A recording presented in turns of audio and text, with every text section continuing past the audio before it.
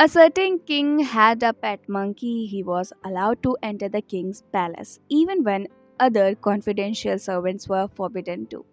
Hello and welcome to my channel. I am reading the Tales of Panchatantra written by Vishnu Sharma. And today I start reading the story of the king and the foolish monkey and the story of the thief and the Brahmins. So let's continue. One day the king was fast asleep and the monkey was fanning him. Suddenly, a fly came and sat on the king's chest. The monkey drove her away with the fan, but the fly kept coming back to the same place. The foolish monkey got excited, picked up a sword, and hit at the fly with it.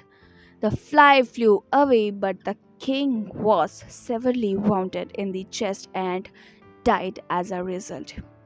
Katak continued. And so, the king who wants to live a long life should not engage stupid servants. And now, in a certain town, there lived a very learned Brahmin who, as a result of his actions in his previous life, had become a thief. One day, four other Brahmins from a distant part of the country came to that same town and started selling their wares. When the Brahmin thief saw them selling these things, he said to himself, how can I rob these people? When he had thought about it, he approached them and started quoting very eloquently from the Shastra. As they say, a harlot pretends to be shy. Salty water is always colder. A hypocrite always asserts his straightforwardness. And a crook is a charming talker. In this way, the Brahmin thief won their confidence and became their servant. Whilst he was in service with them, the Brahmin sold all their possessions and purchased costly jewels.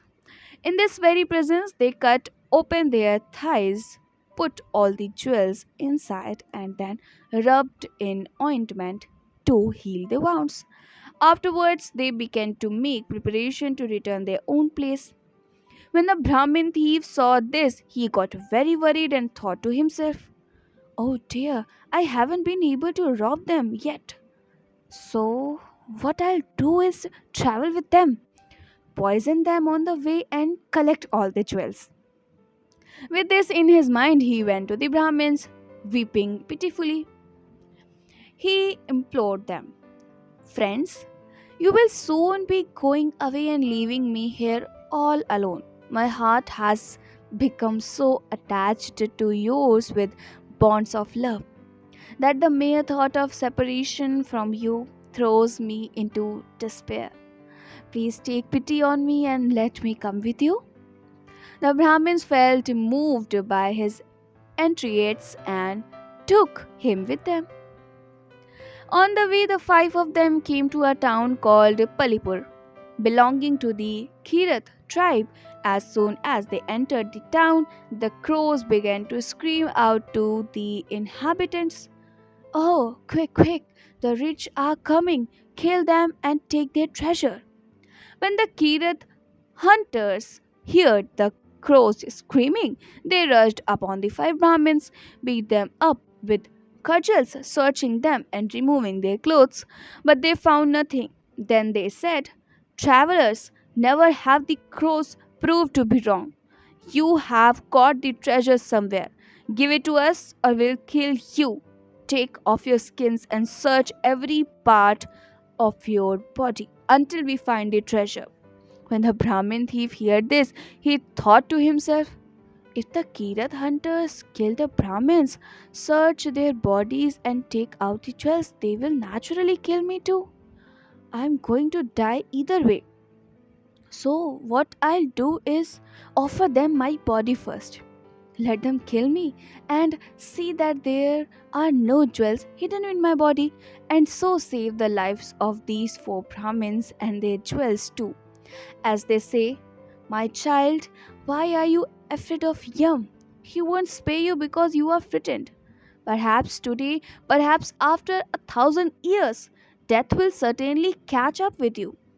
And so, having made this firm resolution, the Brahmin thief said to the Kirat hunters, "All right then, kill me first and search me." Accordingly, the Kirat hunters killed him and searched his body, but they found nothing, and the four Brahmins were allowed to continue their journey. Kartak continued. And so that's why I said a shred enemy is far preferable to a foolish benefactor. A foolish monkey killed the king, but a shred thief saved the lives of the Brahmins. Whilst Dhamnak and Kartak were talking, Pinglak and Sanjeevak started fighting. Sanjeevak's body was torn to pieces by Pinglak's strong claws and he fell to the ground, dead. When Pinglak saw him dead, he thought of his good qualities and he was heartbroken. He repented killing the bullock and said to himself, "I have committed a great sin in killing Sanjeevak. For there is no greater sin than treachery, as they say. He who betrays a trusting friend shall remain in Narak, for as long as the sun and moon continue to shine." Whilst Pinglak was thus bewailing Sanjeevak's death, Dhamnak approached him in jubilant mood and said, "Master, you have killed a treacherous grass eater, and now you are crying? Such behavior is not proper for a king. Only weaklings behave like that. They say the wise do not dwell on the dead or the living." In this way, Pinglak was pacified by Dhamnak. He appointed Dhamnak as minister and ruled over his kingdom. And here the end of the first tantra. So I'll start the second tantra in my next video. Till then, keep listening beautiful stories and keep smiling.